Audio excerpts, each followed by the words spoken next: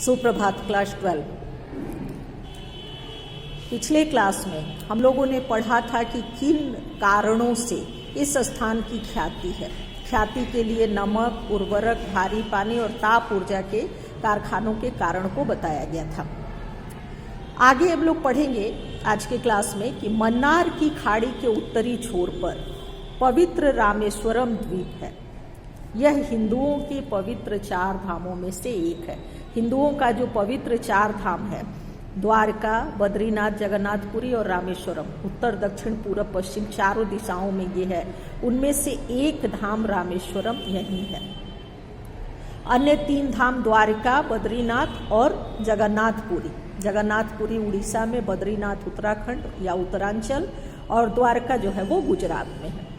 हिंदू मान्यता के अनुसार रामेश्वरम में भगवान राम ने शिवलिंग की स्थापना की थी। हिंदू जो अपना धर्म है उसमें ऐसी मान्यता है कि जिस समय भगवान राम लंका जा रहे थे उस समय इन्होंने यहाँ पर शिवलिंग की स्थापना की थी।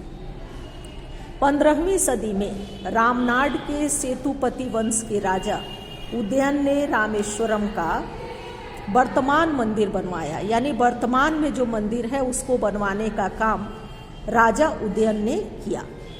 यहाँ ऐसी मान्यता है कि यह मंदिर ठीक उसी जगह पर है जहाँ श्री राम ने शिवलिंग स्थापित किया था। ये मान्यता है कि ये मंदिर ठीक उसी जगह पर है, उसी स्थान पर है जहाँ पर भगवान श्री राम ने शिवलिंग स्थापित किया था। इस मंदिर में 1200 मीटर का एक गलियारा है। 1200 मीटर ये गलियारा बहुत लंबा गलियारा है, अपना स्थान भी रखता है, जिसमें पत्थर के 1000 खंभे हैं। पत्थर के 1000 खंभे हैं। इन पर बहुत सुंदर नक्काशी की हुई है। इस गलियारे के ये जो खंभे हैं इस पर बहुत ही सुंदर नक्काशी की गई है। सिख भी रामेश्वरम को पवित्र स्थल मानते हैं क्योंकि 10वें गुरु श्री गुरु गोविंद सिंह जी यहाँ पधारे थे। जो 10वें गुरु थे सिखों के, गुरु गोविंद सिंह जी, वो यहाँ पधारे थे, इसलिए ये भी उसे पवित्र स्थान मानते हैं। लेखक आगे लिखते हैं कि हमें बताया गया कि तीर्थ स्थान होने के अलावा रामेश्वरम का वैज्ञानिक दृष्टि से भी बहुत महत्व है। रामेश्वरम टापू के चारों ओर जो मूंगे की चट्टान है, मूंगा और मोती, देखिए इन सारी चीज़ों के लिए अगर प्रसिद्ध है तो निश्चित रूप से उसका महत्व अधिक है। मूंगे की चट्टानें हैं, उनमें तरह तरह के समुद्री जीवों का बसेरा है। उनका अध्ययन करने के लिए जीव विज्ञानी यहाँ आते रहते हैं। यानी इन चीज़ों का अध्ययन करने के लिए जो जीव विज्ञानी हैं वो यहाँ आते हैं। रामेश्वरम के दक्षिणी छोर पर धनुषकोटी भी उसको कहते हैं, है, जहाँ से श्रीलंका तनिक ही दूर है। यानी वहाँ से श्रीलंका की दूरी थोड़ी सी ही है।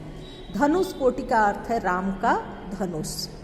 यहाँ तट धनुष की तरह मुड़ा हुआ है। यहाँ का जो तट है वो धनुष की तरह मुड़ा हुआ है। यहाँ कोदंड राम स्वामी का मंदिर है।